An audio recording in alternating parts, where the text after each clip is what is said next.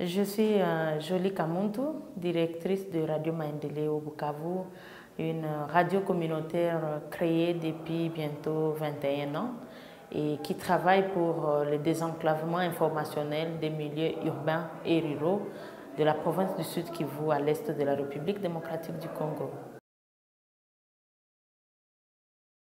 Radio Maendeleo a mis en place différentes stratégies pour faire ce programme, pour faire son contenu qui répond bien sûr à l'amélioration des conditions de vie, au changement de mentalité, au changement de comportement de la communauté. Et parmi ces stratégies, il y a l'accompagnement des structures qu'on appelle les radio-clubs. Des radio-clubs qui sont des structures, qui sont des groupes de gens qui écoutent ensemble la radio et qui, à travers les programmes de la radio, se mobilisent et se décident de faire des actions pour changer leur communauté. Et ce n'est qu'à cette étape que la radio commence l'accompagnement de ces structures-là à travers les formations, la structuration, la bonne gouvernance, les droits humains. Et ces radioclubs sont devenus aujourd'hui des références informationnelles parce qu'on a formé des correspondants ruraux au sein de ces radioclubs, on les a équipés, ils viennent passer leur stage à la rédaction de la radio et ils servent de relais maintenant dans la communauté. Ils sont outillés et ils travaillent pour récolter, pour traiter l'information de proximité. Une autre stratégie que Radio Maendeleo a mise en place, c'est des émissions en public, on appelle en direct du village. La radio se déplace grâce à une équipe mobile de journalistes et de techniciens et rencontre la population là où elle vit. Parce qu'on a dit, il fallait évoluer, il ne fallait pas qu'on reste au stade où les auditeurs écoutent la radio, il fallait que la radio se déplace vers ses auditeurs.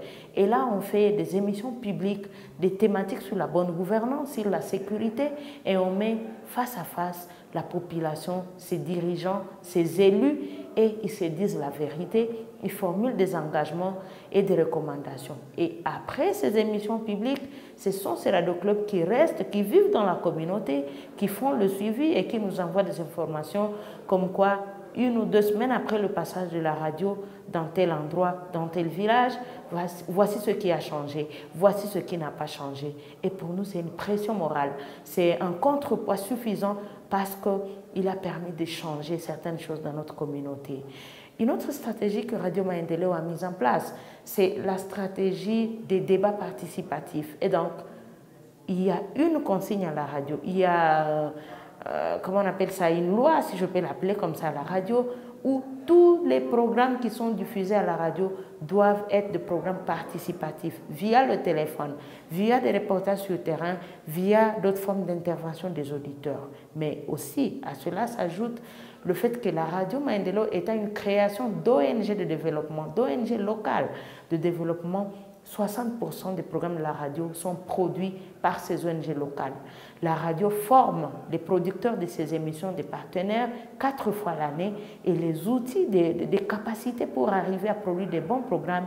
Et comme ils vont sur le terrain, ils travaillent dans les cibles, dans les villages, ils reviennent avec des éléments, ils reviennent avec des témoignages et ça alimente le contenu. Et à côté de ça, nous avons développé un programme aussi qui répond aux besoins de la population, vu le contexte sud-kivusien, un contexte de guerre, un contexte de construction de la paix, un contexte du manque de paix, de bonne gouvernance. La radio a su s'adapter à ce contexte parce qu'elle a évolué avec le contexte de la population et avec notre devise, nous répondons assez efficacement aux besoins de la population en cette matière. Beaucoup de besoins. La radio Maendeleo n'est pas épargnée des problèmes que connaissent les autres radios communautaires de la RDC et de la sous-région des Grands Lacs. Bien qu'étant leader des médias communautaires en RDC, Radio Maendeleo, après 20 ans de travail intense, connaît d'énormes défis. Le premier défi, c'est quoi? C'est la dépendance presque totale vis-à-vis des bailleurs des fonds. Et c'est un problème sérieux aujourd'hui pour nos médias. Avec la crise financière qui est décriée partout au monde, on se demande si aujourd'hui les bailleurs se décident à se retirer totalement. Qu'est-ce qu'on devient? Et Radio Maendeleo n'a pas croisé les bras à ces sujets. Nous sommes en train de mener des réflexions pour voir comment créer le modèle économique pour pérenniser les activités de Radio Maendeleo.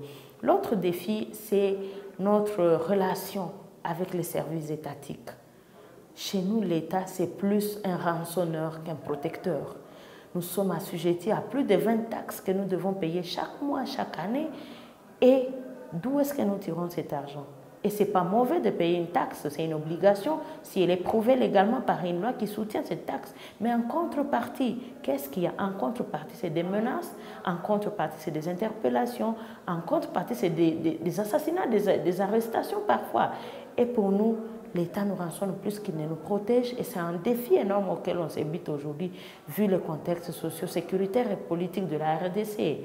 Un autre grand défi auquel nous nous butons, c'est ce problème d'appui institutionnel. Aujourd'hui, les bailleurs que nous avons, parce que nous les avons encore, il n'y a aucun de ces bailleurs qui accepte de vous payer les salaires du personnel. Vous avez 30 personnes, ils vous payent 2, comme si ces 2 pouvaient arriver à travailler 24 heures sur 24 ou à produire tous les contenus des médias. Et c'est un problème sérieux aujourd'hui et ça nous pose d'énormes difficultés pour y arriver. Mais on tient quand même parce qu'on a seulement l'appui de la communauté, parce qu'on a cette confiance de la communauté, parce que ce même État qui nous tracasse, il a reconnu quand même que Maendeleo était la radio la mieux équipée, la mieux outillée, ce qui prouve qu'en 2005, on nous a octroyé l'Oscar de la meilleure radio communautaire de la RDC et ce prix n'a jamais été octroyé à une autre radio communautaire depuis lors, ce que nous leur servons aussi, bien qu'ils nous tracassent. Et c'est ça qui nous maintient encore et ce qui nous fait que nous continuons à travailler malgré ces difficultés. Ma détermination aujourd'hui est d'amener les autres femmes à briguer, à ne pas avoir, à briser la peur qu'elles ont pour briguer certains mandats. Parce que tu vois, avec la mentalité africaine, avec la mentalité sud-kivusienne, il y a des postes pour lesquels les femmes ne peuvent pas postuler. Et ça a fait des effets, des conséquences même en politique chez nous. Mais pour moi, je crois qu'aujourd'hui, ce que je suis, ce n'est pas une faveur qu'on m'a accordée. C'est le fruit du travail bien fait et c'est le fruit de la méritocratie. Et c'est un défi et c'est un engagement que j'ai pris à aider d'autres femmes. Je suis toujours disponible, disposée à partager mon expérience, à donner mon savoir pour l'avancement des autres femmes.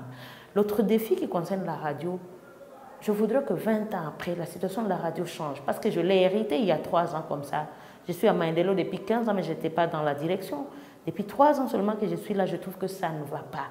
La dépendance presque totale vis-à-vis des bailleurs de fonds, ça va jouer contre nous un jour. Et ce n'est pas tard, c'est d'ici là que ça va commencer à jouer contre nous si on ne prend pas des mesures. Je suis en train de développer des projets pour créer ce modèle économique parce qu'on va démarrer d'abord par des études sur la vie institutionnelle de Radio Maendeleo. 20 ans après, est-ce qu'elle doit rester telle qu'elle est? On va mener des études aussi sur la vie économique de Radio Maendeleo. Qu'est-ce qu'on peut faire pour relever ce défi qui nous guette et qui est un danger permanent? Et en troisième lieu, nous voulons doter la radio des activités génératrices de revenus pour lui permettre de s'auto-prendre en charge, ne fût-ce qu'à 50%, même quand il n'y a pas bailleur, qu'on ne ferme pas les portes, qu'on serve ces auditeurs-là qui ont confiance à 100% et qui savent que la radio, c'est leur seul espoir dans ce pays où la gouvernance ne fonctionne pas trop bien et où il y a quand même des efforts. Et la population devra être informée de ces efforts fournis, de ces failles qu'il y a à travers cet outil qu'est la radio. Mon rêve, c'est un rêve qui concerne surtout les femmes. Pour moi, je rêve des médias où les femmes prennent les commandes. De tous les médias. Pourquoi pas? Les hommes les ont dirigés, mais qu'est-ce qu'on a eu? On n'a pas eu beaucoup d'efforts. Mon rêve aujourd'hui, c'est d'outiller ces femmes pour qu'elles soient capables d'affronter et de prendre ces médias comme directrices parce que pour moi, l'espoir de notre pays repose aujourd'hui dans la femme. Ce n'est pas seulement dans les médias, même dans la politique, l'espoir de la RDC repose dans la femme qui a su prouver, malgré ces années de guerre, qu'elle était capable de prendre en charge sa famille, de prendre en charge son foyer, de prendre en charge sa communauté, de braver la peur, de braver le silence. On a vu des femmes qui ont fait des reportages dans des milieux insécurisés, dans les fronts. On a vu des femmes qui ont osé faire ça. On a vu des femmes qui ont fait des reportages que les hommes n'ont jamais osé faire. Et pour moi, cet espoir-là, on peut l'agrandir et faire de la femme de la RDC un leader qui peut changer son pays.